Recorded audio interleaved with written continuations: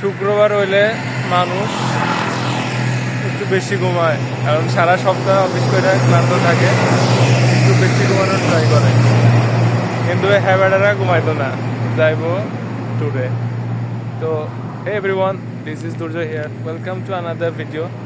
আজকে আমরা যাচ্ছি আরেকটা নতুন ট্যুরে। তো অলরেডি আমি আর ওয়াসকানি ভাইয়ের সাথে আগেও পরিচিত হয়েছেন। ওয়াসকানি ভাই অলরেডি আমরা ওয়েট করতেছি, আরও 2-4 জন বাইক যাবে। এটা আমাদের কোম্পানির মেইন গেট। তো এখান থেকে ট্যুরটা স্টার্ট হবে। তো এখন দেখা যাক কী করি চালাতে।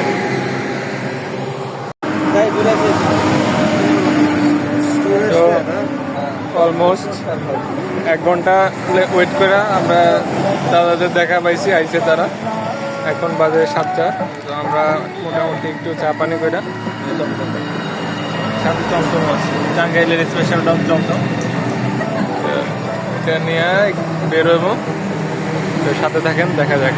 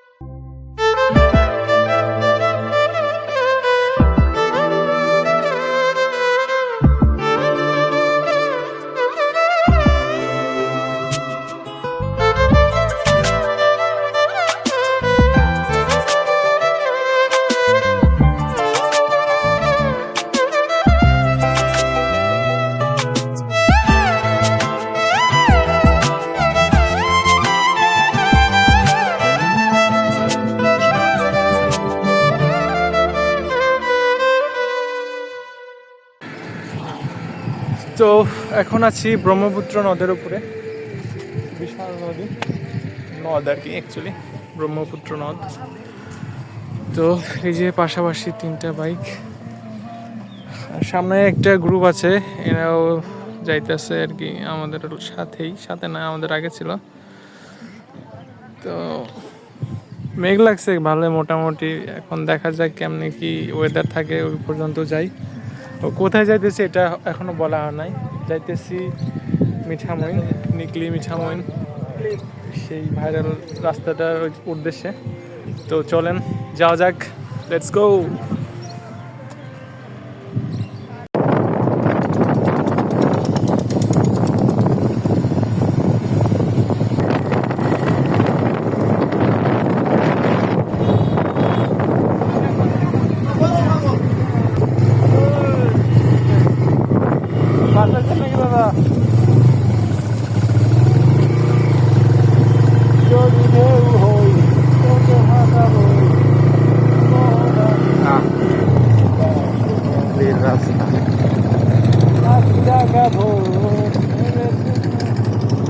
নামাই দিও না,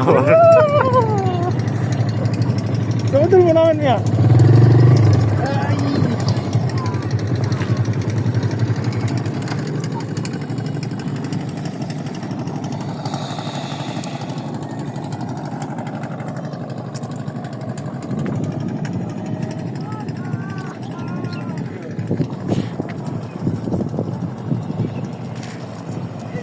দাদা স্থির নামা দিয়ে না, এটা কি করে অ্যাট লাস্ট আমরা পৌঁছে গেছি নিকলি। তো মোটামুটি ড্রেস আপ চেঞ্জ করবো, কারণ পানিতে এসে এই যে জুতা ফুটবল পরে লাভ নাই, মূলত ভিজে যাওয়া লাগবে। চারদিকে পানি, শুধু মাঝখান দিয়ে রাস্তাটা যে দূরে গোসল করতেছে, বরাবর যতগুলা এই যে কারেন্টের পাইপ দেখা যায়, খাম্বা দেখা যায়, তত দূর রাস্তা। চলেন ড্রেস আপ চেঞ্জ করি, তারপর দেখা হচ্ছে। বড় ভাই মাছ মারতেছে, দেখি কি মাছ। বিশাল একদম তাজা মাছ, কই মাছ, পুঁটি মাছ। হ্যাঁ বোট এই নৌকা পাড়া লই কই থেকে ওই থেকে না ছোট ভাই নৌকা পাড়া ওই দিক থেকে লই না তো শিফট করলাম হেলমেট মাউন্টে। তো এরা এখানে স্টে করবে আর আমি ব্যাগ ট্যাগ রেখে একটু যাবো সামনে যত দূর যাওয়া যায়, দেখা যাক কত দূর যাওয়া যায় আর কি, তারপরে ব্যাক করবো। তো চলেন যাওয়া যাক।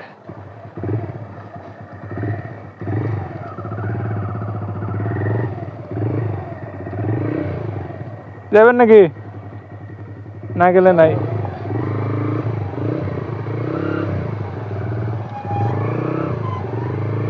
ও পানির তো সেই স্রোত, যাবেন নাকি দাদা? যদি ঢেউ হই তোকে ভাসাবই, নীল মোহনার তীরে হবে ঘর, পাখি ডাকা ভোর এনেছে প্রহর।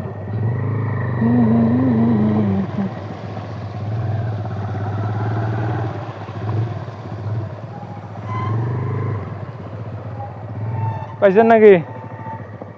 ও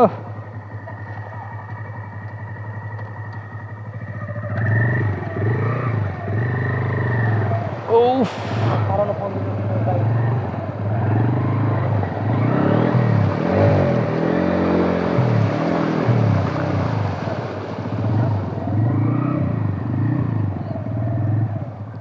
এই যে পথ কোন দিক দিয়ে এত কিছু দেখা যায় না। একবার নিচে গেলে মোটামুটি আশেপাশে 6 ফিটের রাস্তা, তো একবার নিচে গেলে মনে হয় না আর জীবনে উঠতে পারবো, বাইকের আশা ছাইড়া দেওয়া বাড়ি চলে যাওয়া লাগবো। আর রাস্তায় যে পরিমাণ, রাস্তায় বলতে রাস্তার উপর দিয়ে যে পরিমাণ পানির স্রোত, আরে রাস্তা দেখা যায় না, কই এলাম, এই চশমা খুলি আমি চোখে দেখতেছি না।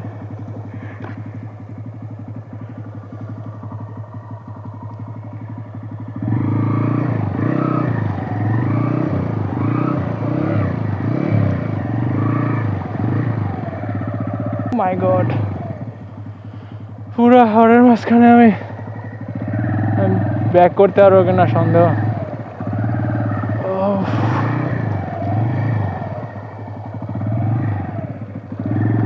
নিচে কিছু দেখা যেতেছে না, পানির স্রোত না থাকলে একটু দেখা যেত, স্রোতের কারণে নিচে দেখা যেতেছে না। বুঝছি না বদ্ধ পানিতে স্রোতগুলো যায় কই।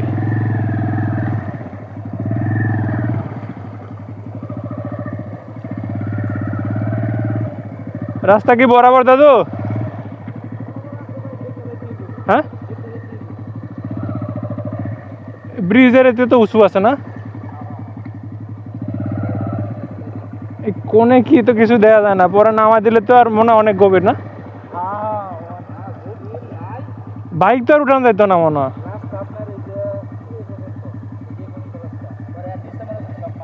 মাটি বাইক কি উঠান যাবে পরে যদি নামে যায় মনে করেন বাই চান্স, দেখা যায় না কি দেখবো এটার আর, তাহলে আর যাইতাম না, রিস্ক নিতাম না।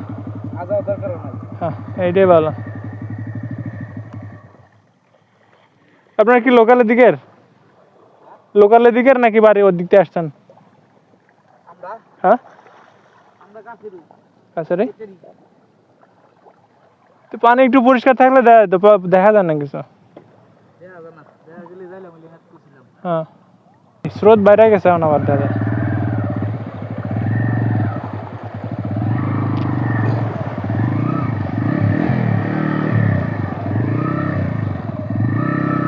যদি ঢেউ হই তোকে ভাসাবই, নীল মোহনার তীরে হবে ঘর, পাখি ডাকা ভোর নিচে খবর, লা লা লা লা লা লা লা লা।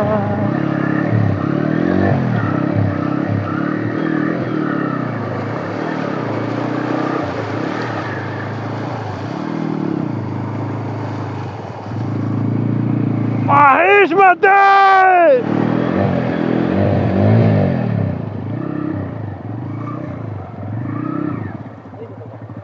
ইয়া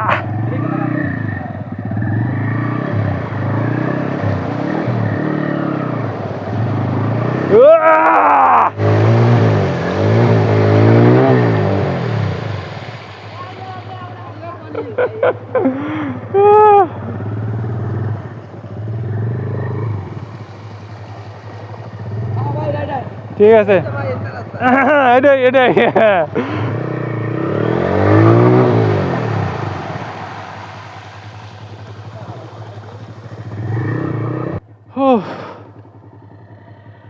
Oh yeah.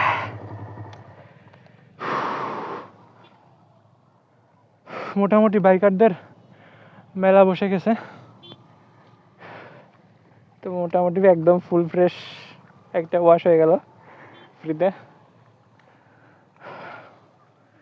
তো এখান থেকে আমরা বোট ভাড়া নিয়ে অ্যাকচুয়ালি যাব সামনের দিকে আর কি, মিঠামইনে।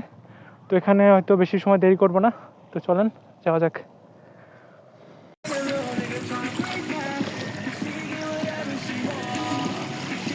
কারোরে মনে ফিল নাই কি অবস্থা।